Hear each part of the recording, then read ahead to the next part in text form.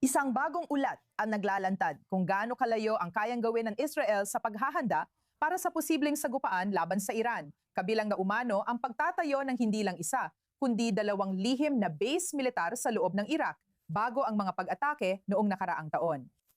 Ayon sa New York Times, ginamit ang mga lihim na pasilidad para paikliin ang flight time ng operasyon ng Israel sa Iran at suportahan ng lohistika, mga rescue team at mga misyon ng Special Forces kaugnay ng air campaign. Ayon sa ulat, nadulat ng malagim na kapalit ang lihim na operasyon dahil may mga sundalong Iraqi at civilian na napatay nang madiskubre nila ang tagong pasilidad sa kanlurang disyerto. Gusto ko nang lumipat ngayon sa ating mga panauhin sa studio. Kasama natin ang ating security analyst na si Yakov Lapin at si Ariel Osran, ang ating senior Middle East correspondent.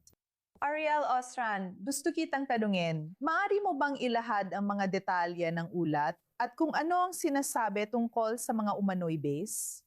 Ito ay kasunod ng orihinal na ulat mula sa Wall Street Journal na nagsasabing may isang lihim na base ng Israel sa disyerto ng Iraq sa kanlurang bahagi ng bansa. Itong bagong ulat ng New York Times ay nagsasabing may isa pang base. Ibig sabihin nito, dalawang lihim na base ang itinayo ng Israel nitong nakaraang taon sa disyerto ng Iraq na layuning magbigay ng logistical na suporta para sa mga pag-atake ng Israel. Sa simula ng 12 araw na digmaan noong Hunyo ng nakaraang taon.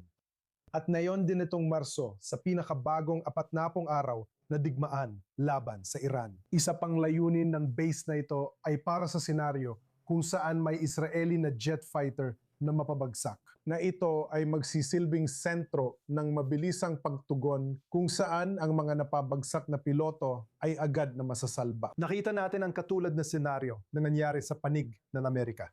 Kaya ito ay bahagi ng plano ng Israel para sa ganitong sitwasyon. Ngayon, kahanga-hanga ang Israel sa patuloy nitong on at off na operasyon.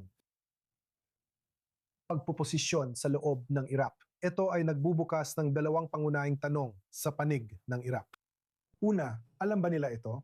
Kung hindi at nangyari, nakakahiya talaga yon para sa kanila.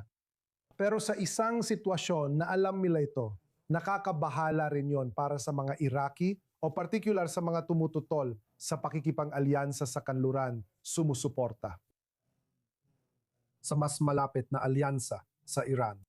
May mga pangamba rin na sinubukan ng Estados Unidos na gamitin ang kanilang relasyon sa Iraq upang matiyak na hindi lalapit ang mga Iraqi doon.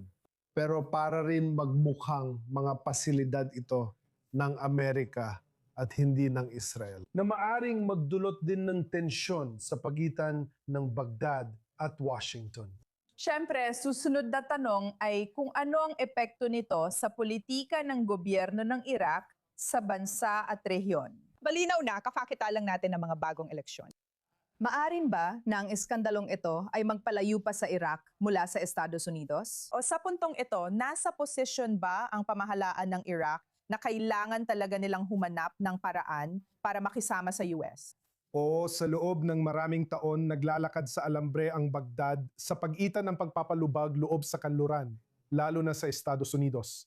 Pero malapit pa rin ang ugnayan nila sa Iran. Ang mga armadong puwersa ng Iraq ay karamihan binubuo ng mga milisyang maka-Iran na hinihiling ng US na buwagin. Ngayon, nakikita natin sa bagong pamahalaan ng Iraq na pinamumunuan ng isang hindi kilalang at walang impluwensyang politiko. Sa isang kamakailang talumpati sa TV, nagkamali siya ng mahigit 80 beses sa pagsasalita ng Arabe kahit siya ay Arabo. At kaya naman ipinapakita lang nito kung gaano siya kawalang karanasan. At may pakiramdam na ang kanyang gobyerno na lumalabas na mas maka-Iran pa kaysa sa naunang administrasyon na inakusahan din ng ganoon ay talagang mas nakahanay sa Iran. Kaya hindi ito makakatulong para mapanatag ang loob ng mga tao sa Washington. Kaya ang bagong gobyernong pinamumunuan ni El Zaidi ay nakikita talagang mahina at isa na lalo pang palalakasin ng Iran ang impluwensya nito.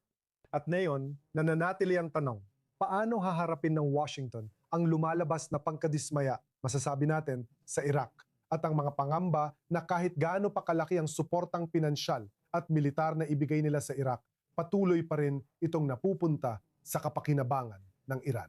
Ngayon, gusto ko nang gumapa sa iyo, Yakov, tungkol sa malinaw na katotohanan ito. Mga lihim na base na sinasabing itinayo ng Israel.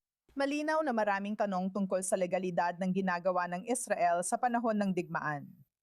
Kung may mga panganib at mga patakaran na nakapalibot sa ganitong uri ng mga lihim na operasyon. Wala akong alam na tanong tungkol sa legalidad. Sa bandang huli, ang Iraq ay isang hindi maayos at bigong estado na sa maraming paraan ay halos kontrolado na ng Iran.